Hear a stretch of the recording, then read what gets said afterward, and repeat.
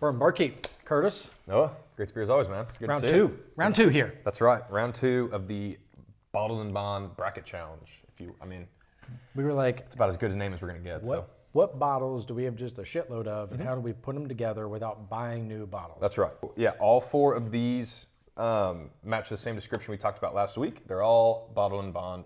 One by one, we got 4 years or more. Yep.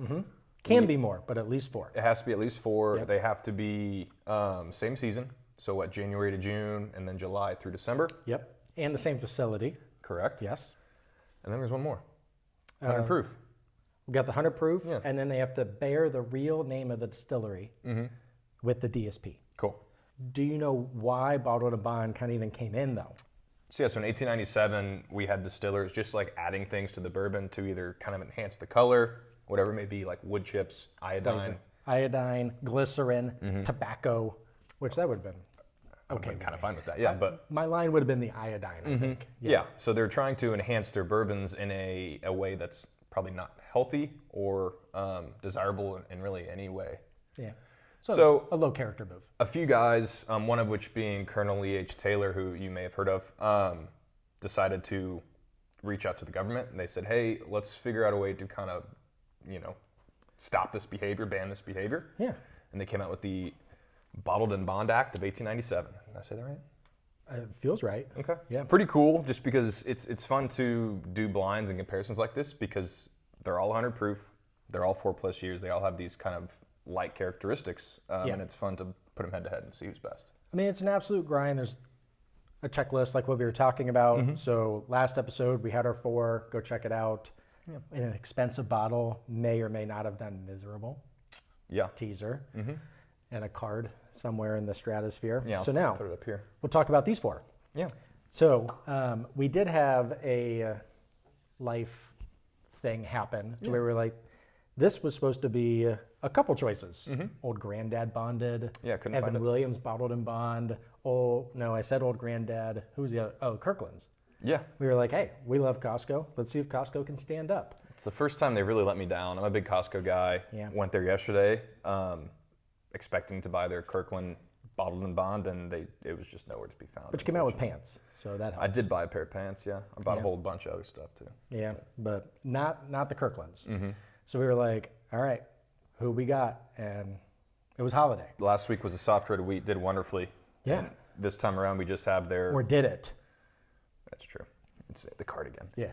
But yeah, this time we just have their regular old 7-year Bottle and Bond. No wheat, no nothing. Yeah. All right, so we got 7 years, Yeah. not the 4, right? So we got the at least 4. Right. We got the 7 here. You can find 6 sometimes, so be aware. That's and right. then you have your transparency That's right. on the side of where it is stored in the rickhouse. We have Heaven Hill, Yeah. Legacy Distillery. They pump out great juice. This is also 7 years. Yeah. Okay. And We're 100 getting proof. old. So we got a little sibling rivalry here, if you will. Yeah. Then we got kind of the crowd favorite, I think. Kind of rooting for early times. It's a great everyday pour. It's the cheapest by far out of these 4. So like I said before we started recording, pretty excited to see how it stands up to the other 3, because a liter is what, $22? That sounds right. And not available in Missouri. Yeah. So you got to pick it up. Come on over to Kansas, man. Yeah, you're my bootlegger. Come on over. So curious how this one does. For the nerds out there, this is not the black cap. So let's take a look at that. Yeah. And speaking of caps, the flying saucer cap. That's right. The UFO. 1792, Bottled and Bond. Yeah, 4+ years. This one's running, it kind of depends, 50-ish. I know the MSRP might be a little bit below that, but that's what I found that for. And I pulled the trigger. I'm like, come on now. Yeah. 1792 Bottled and Bond. Have to. Yeah, I'm excited to see the lineup. These are not in order in terms of right to left. Right. So we're just going to see what happens. Start with the right. Go that way. And without further ado, man, Absolutely. let's do this thing. So we got NFL Week 1 quickly approaching. We have Let's go. bets quickly approaching. I saw you posted a college football one. Yeah, a couple college football props got put out there on the Patreon. If you have any interest in following along this year with my gambling tendencies, that's down there below. Last housekeeping, like, subscribe. It's free and it brings joy to our hearts every time we see that one person a day click subscribe. Maybe it'll make you feel good about yourself too. Just paying it forward type of thing. So Love that movie. All right, cheers. cheers to you guys. If you've been here before, thanks for coming back. first time, like you said, man, like and subscribe. I didn't prep these glasses at all. These were not rolled, so we're just diving in all willy-nilly. That's right. Okay. Going a little floral on me. Tell you what, this would be delightful on the back deck tonight. I was going to say, this is a good summertime pour. It's really light and refreshing. Yeah, I go very citrusy. I go lemon, I would say. A little orange in there, maybe a little lemongrass, a little herbal in there. Yeah, yeah. A little vanilla, a little caramel. I'm ready.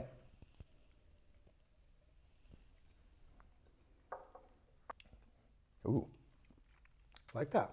that's delightful. It still goes kind of, herbal's not the word. No. Maybe a little rye in there. There's a little spice in there, yeah. Little rye spice. That has a nice little like I don't know. There's kind of just like a little blip of punch there, Yeah. and it's kind of gone a little faster than I would have wanted. I know we're dealing with 100 proof, so I will say we did crucify a couple bottles last week, and I felt like maybe I went in a little expecting a little too much. This one, I feel like the hug is here. yeah. I mean, it's lingering. It wasn't anything super notable. But being 100 proof, like I'm satisfied with that for sure. I still taste it. The rye spice continues to kind of build to where, watch, there's not one of these is going to be rye spice, and that'll be super fun for me. One of those like really weird kind of pretentious whiskey notes to where, but you get it. But this is like that peanut shavings. Yeah, it's really smooth. Yeah, considering all our price points are basically, if we're lenient with Holladay, 50 and under, like that's a pretty high quality taste. Yeah, I mean, I'm pretty here for it. Like you said, I could see this standing up in the summer to where seasonally it would be lacking in the winter. But in terms of what I'm experiencing right now, a lot of rye though. All right. That's kind of a heater for Glass I was A. gonna say, man, that's gonna be tough to beat. Ooh, okay. I'm getting more like red fruits in here. I get a lot more oak on this one. I could see your red fruits, maybe like a raspberry. Yeah. I really like this nose. A lot of vanilla. Yeah. The caramel is starting to ramp up to where I lose the honey, but a lot of raspberry, almost like I wouldn't go as far as to say cheesecake, but I was like gonna a go vanilla like custard. this is like a vanilla yogurt with like a raspberry topping on there. Ooh, you kind of stir that thing in. Yep. Glass 2, down the hatch.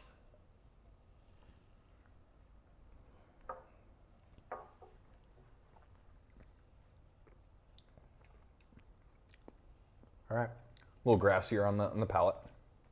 I feel like bracket B is the opposite of what we experienced in bracket A, to where we were like, are we just off? Because these first two glasses, yes, please. It still goes very sweet for me with like a nice brown sugar. The oak is very forward, at least coming from Glass A, which that kind of sets the tone for the rest of the tasting, oakiness, if you yeah, will. sure, it sets itself apart there, but But there's still just a lot of brown sugar and vanilla kind of starting to come through. I do lose a lot of the fruitiness to where I could see maybe tobacco, I think, starting to come out instead of, like, I'm not getting the grassy, but Glass A I felt went brighter, a little grass in there. This one goes a little more tobacco, I think. yeah, on second sip, I get more sweetness than I did on the first sip. But yeah, like the nose to me beats the palate there by a kind of decent margin because I like the nose a lot, like you said. That nose is really, really good. I think Glass A and B are going to be very difficult to score because one goes kind of that floral, rye, and lemony, whereas this other one is going with a lot more meat, a lot more punch to it. Okay, number 3 here. C? 3? C. Well, Is that Spanish? ABC. Oh. You get your grass? Because I get your grass This here. is deeper. This is like it just rained, and this is like the dirt after a nice rain. This is what I imagine an earthworm smells on a daily basis. Yeah. This one, I feel like you said grass on Glass B, at least on the palate. This was laughing as you were talking about it. It was like, just wait, huh? you have no idea what wet grass smells like, guy. All right, yeah, so that's we got interesting. earthworm life Sure. on the, okay, well, whew. All right, here we are.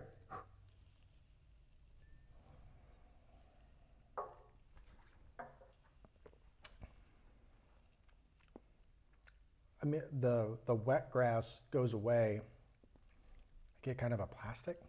Is that bad? The dirt stays for me. I do. I still get the earthworminess, like you said. I do, like, I kind of see where you're coming from with the plastic. I wouldn't have been able to put my finger on that, but I kind of like, I'm not a fan. I'm not pumped about it. I feel like if someone was pulling an April Fool's joke on me, instead of my skull tin, they put just soil. And I just threw a dip of soil in. That continues on the palate. Yeah, it's very dirty. Not my favorite. And I'm ready to move on to glass 4 now. People work really hard on these bottles, and I don't feel like I need to revisit at this moment in time. Yeah. Okay. Number 4. All right. Tell you what, glass 4 has a pretty nice advantage. Yep. Yeah. When you follow 3, that helps. Yeah, this is much deeper than. It's like a butterscotch. Yeah, this is like for 100 proof. This is a lot to it. It smells thick. It smells like syrupy. I don't know if that'll translate, but a lot of oak coming through on this one too. I mean, that like gets your nostrils a little bit more than all the other 3. Yeah, I kind of get like candied peanut butter, maybe like a healthy candied peanut butter, not like full Reese's. Like a PB Fit. Yeah. Yeah. I think that's fair. Cheers, man. Like a powdered, yeah.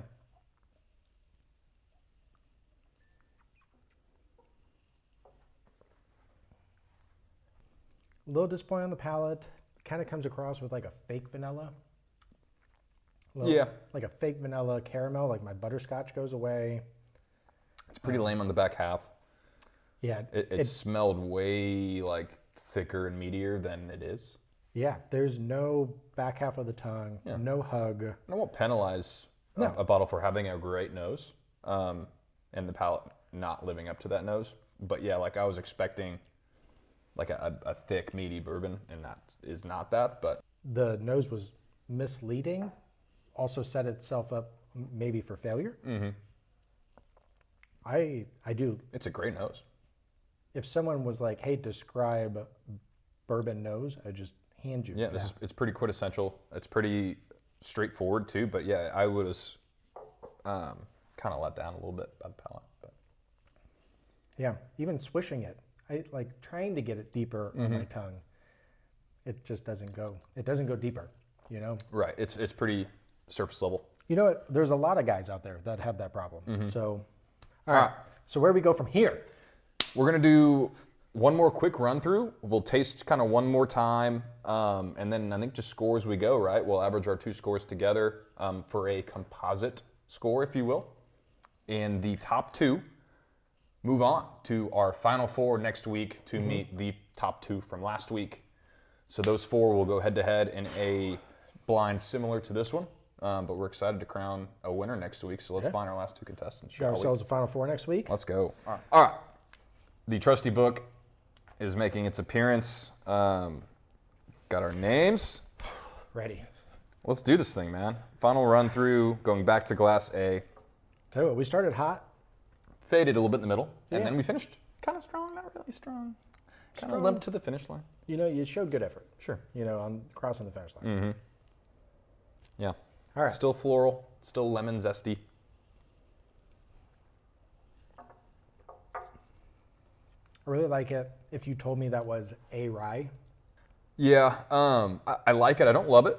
It's relatively simple, and like we said on the first run through, if that's being drank when the sun's high in the sky in June and it's a beautiful day on the back porch, like that's kind of like what I'm looking for at that moment. So trying to be optimistic, trying to be positive, and like that's what I am picturing in my head. I'm gonna go 66. That's a pleasurable bourbon. If you guys haven't been here before, I'm gonna flash our categories up. They kind of help us differentiate between bottles and quantify our numbers and try to make sense of a number instead of just saying it's a 60 out of 100. What does that really mean? You know? So 66 for me.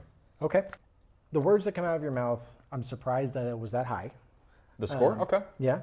I could see someone hating this pour if they did not want anything to do with rye spice. Okay. That's all I get. I get your lemon, I get all the stuff. I'm kind of here for it right now. Sure. So I think I'm going to go 68. Okay. Cool. So we have a 67 for those doing the math at home, 668. 67 composite score. for glass 1, Okay. and we're on to glass 2, glass B. All right. I do need to revisit this because I remember enjoying it, but it's been a while. Yeah. Yeah, this is the raspberry. Yeah, that's still there. Raspberry, oak, thick vanilla custard. Yeah, this is the one that had some grassiness on the palate that I didn't love. It's still tamed down a little bit. I personally don't get it. I mean, which is good Yeah. because your palate's It's different than tamed my down a palate. little bit. I actually go a little more chocolate now. Really? I'm kind of here for it. I'm gonna go 77. Wow. I love it. Okay. I'm gonna go 72. I do definitely like it on the second time around a little bit better. Like the grassiness is still, I still kind of notice it, but it's definitely taken a step back. Nice. All right. So glass 3. Yeah, that's good. That's good. All right. If I was an earthworm, God, I would love this. I'd live in this glass, yeah. It's just, man, Did you dig this up? I look at the bottles here and I don't want this to be from any of them. Like if this is early times, I'll be makes a little disappointed. more sense with the budget, but then is it overhyped? Because I remember liking early times in the past, and if this is Holladay, I may never come back to the show. I'm just gonna go 48. It's just not for me. It's not for me. I don't know. That's what the category's named. It's not for me. Wow. Didn't get better. I'm not proud. I don't like it. I don't like doing this. I like doing I don't like hurting someone's feelings. It's just not for me. That's what the category's there for. That's what I'm gonna stand with. Okay. I'll match you. I'll go 48 as well, just so I'm not picking a different number just to pick a different number. That seems silly to me. He does that a lot. I don't really see the point in that. 48 for number 3. It's not for me. No. I mean, that's what the category's here for. Sure. It's not dreadful. It's kind of close. Our categories are tough when you get to this stage because you don't want to be cruel. You don't want to use "Why do you hate me?" If someone poured me that, I would ask them that. But I'm just going to go with, you know what? That's just not for me. That's going to be for someone else. All right, number 4.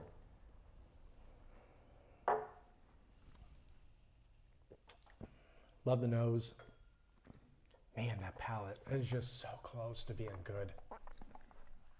No, I take that back. It's so close to being great. It goes down the middle of the tongue. I love the experience, like that great brown sugar and caramel and vanilla. Just falls a touch flat. Yeah, it just doesn't get to the sides and there's no finish. Yeah. I'll go 69, man. Nice. It's like you said, it's close to being really good. It's close to being the good stuff, but it falls a touch flat. It's not quite there. All right, I'm gonna give a little background. Rye spice, not my thing. I felt like the experience was very good on glass A. The tasting notes on glass 4 are more in the wheelhouse, so I think I'm gonna go 68. Okay. So Like just 68.5. narrow over glass A. Well, if you've been following along at home and you did the math, either on paper or in your head, you would know that our first place finisher is glass 2 at 74.5. We shall unveil. Oh shit, there we go. We have the Ben Holladay. Yeah. We've talked about Holladay a lot on this channel, partly because we live relatively close to their distillery. We even try not to. Yeah, and every single time we put them in a blind, it does really, really well. The red soft red wheat, their regular old bottle and bond 7-year. I've had their 6-year, and it's the same story. Their rickhouse proof. It's fantastic. Damn it. They haven't put out anything that has been even remotely lackluster. Am I proud of them? Absolutely. Sure. Do I kind of wish that we didn't seem like we showed favoritism? A little bit. A little bit. It's Here we are. blind. It is what it is. Okay. Yeah. Our second place, the second bottle of this 4, moving on to our final 4. Okay. Next week, we have glass 4. Oh. 68.5. Early times. Budget. Let's Budget go. made it. Yeah. Early times, man. I'm happy. I'm happy we do this blind because Holladay, a little special piece here. Yeah. Early times, you kind of root for the underdog. I love the whole, they put this out in a liter. Like, give me all of it. Give me more of it. That's true. And supposedly Black Cap's a little better, which you can't find. So details. All right. So now, Yeah. I do selfishly need to know. Which one I hate? Well, not for you. Okay. It's not for you. It's not for me. Yeah. Yeah, good call. So we'll go our last place finisher, Glass 3, with the average score of 48, which is pretty low. Heaven Hill. It's a legacy distillery. They put out great stuff. Grains to glass we enjoyed. We did enjoy the grains to glass quite a bit. I will never ever buy that bottle again. Do they age it underground? So third place with a score of 67, narrowly missing the cut, 68.5 would have made the cut. So narrow, we have Glass 1, and that is our 1792 bottled in bond. I'm not sure why I checked that with deductive reasoning, but anyway, yeah. I was going to let you do what you need to do. Was rooting for the Flying Saucer. It's done well in other blinds. Yeah, I love their line. You know, I've had the bottle in bond. I've had their full proof, which is really good too. I still need, we talked about this earlier, I still need to get my hands on their 12. But like, I love their stuff, especially, I mean, their small batches. You can find that for $28, $29, and it's really good. I'll have that all day. Yeah. So we have our 2. Moving on to our final 4. Tune in next week to see that. I'm personally going to pick the 1792 bottle in bond to cheers with, just because it's kind of sending it off. Okay. It was close, but I'm going to cheers with that. I'm going to go budget. Do it. Do the early times. Is that right? Yep. Here we are. Cheers, man. Cheers to you guys. Appreciate you.